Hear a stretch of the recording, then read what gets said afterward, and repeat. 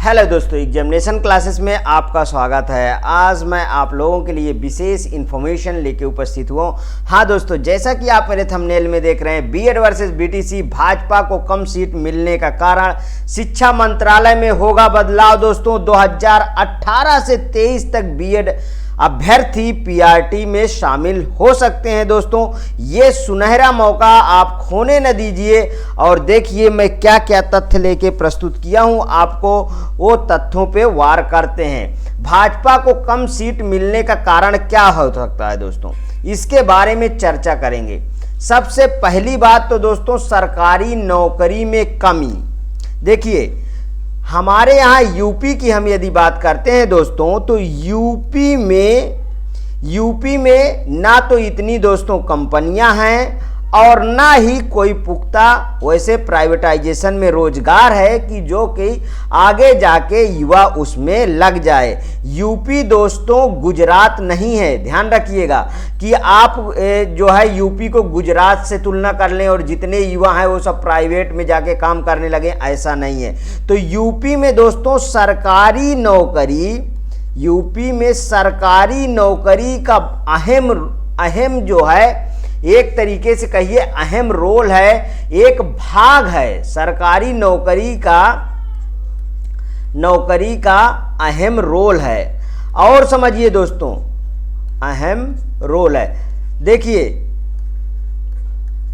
हर एक यूपी का जो छात्र है दोस्तों, युवा है, वो सरकारी नौकरी चाहता है। समझिए हर एक युवा क्या चाहता है, सरकारी नौकरी चाहता है। लेकिन हर एक युवा को आप सरकारी नौकरी नहीं दे सकते हैं, तो कुछ तो दे सकते हैं।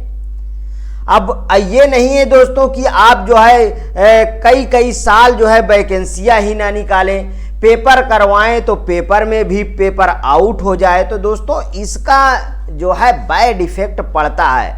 यूपी में कम सीट आने का कारण दोस्तों युवा भाजपा का ना साथ देना।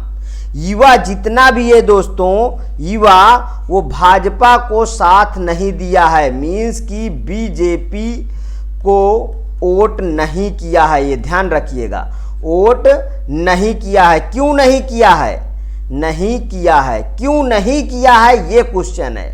क्यों नहीं किया है? क्योंकि दोस्तों बेरोजगारी, मेन मुद्दा क्या है? बेरोजगारी। समझिए बेरोजगारी। यहां पे आइए अब और बातों में थोड़ी सी चर्चा करेंगे। यहां पे मैं कुछ पॉइंट आपको दिखाता हूं। सरकारी नौकरी में कमी, पहला पॉइंट क्या है? सरकारी नौकरी में कमी।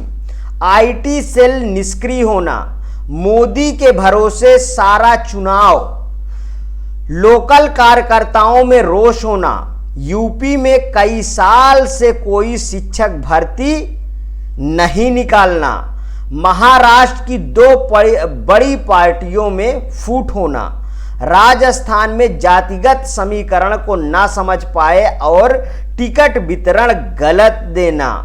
और देखिए राजस्थान की दो बड़ी जातियों में टकराव हुआ। भारत में चुनाव को समझने के लिए जातियों को समझना बहुत ही जरूरी होता है। सबसे अहम पॉइंट क्या है दोस्तों, वो यहां है।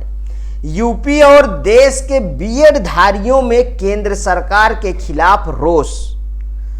आप तो जानते होंगे ना एनसीटीई दिल्ली को कि 28 जून 2018 को अधिसूचना जो कि प्रकाश जावड़ेकर जी के निर्देशन में बनी, उसके रद्द होने पर कोई एक्शन नहीं लिया गया।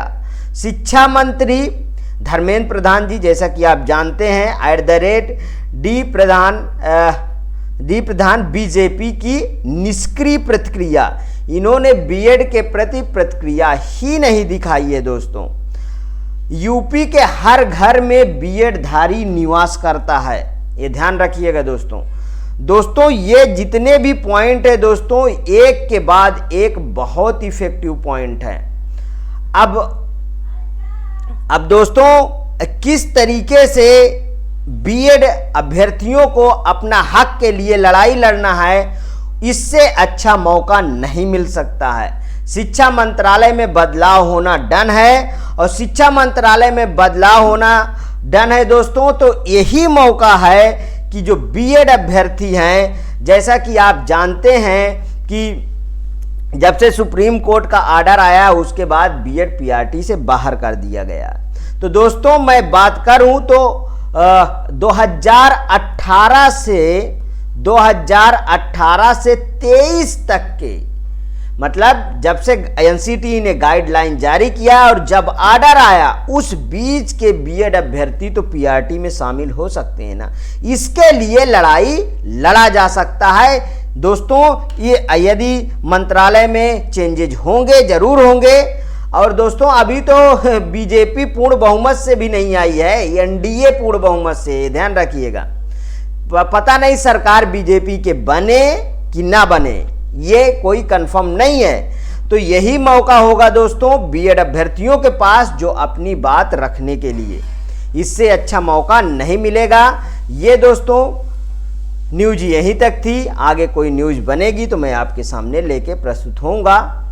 यदि आपको ये वीडियो अच्छा लगे तो प्लीज़ और प्लीज़ मेरे एग्जामिनेशन चैनल को आप सब्सक्राइब करिए, मेरा वीडियो लाइक करिए, ज़्यादा से ज़्यादा दोस्तों में शेयर करिए। हाँ, अपनी प्रतिक्रिया कमेंट बॉक्स में ज़रूर प्रस्तुत कीजिए। ओके दोस्तों, थैंक यू।